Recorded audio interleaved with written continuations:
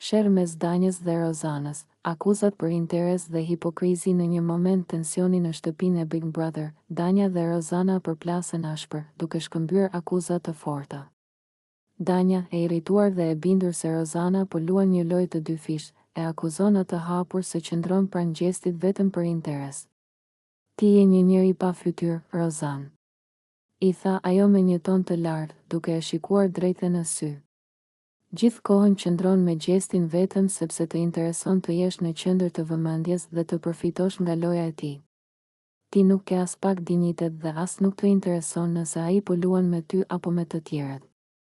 Rozana, e kapur në befasi nga sulmi i papritur i Danjës, ngriti vetullat dhe u mundua të ruante qetësinë, por nuk mund të mos e kundërshtonte atë që po dëgjonte.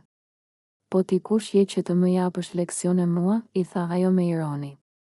Më shikon mua të rri me dik për interes? Unë të paktën nuk kam nevojë të viktimizohem si disa këtu brenda për të marrë vëmendje. Dhe po, qëndroj me gjestin sepse dua, jo sepse më detyron dikush. Danja nuk u tërhoq dhe vazhdoi të sulmonte. Ajo e akuzoi Rozanën se e dinte shumë mirë që gjesti po e përdorte, por sërish vazhdonte të rrinte me të, duke mbyllur syt për gjithçka. Ti je e pafytyrë, Rozan. Në fillim mbaje anën e vajzave këtu dhe bëje sikur po i kuptoje, por tani ke kaluar në anën tjetër. Ke harruar si qaje për Eglin?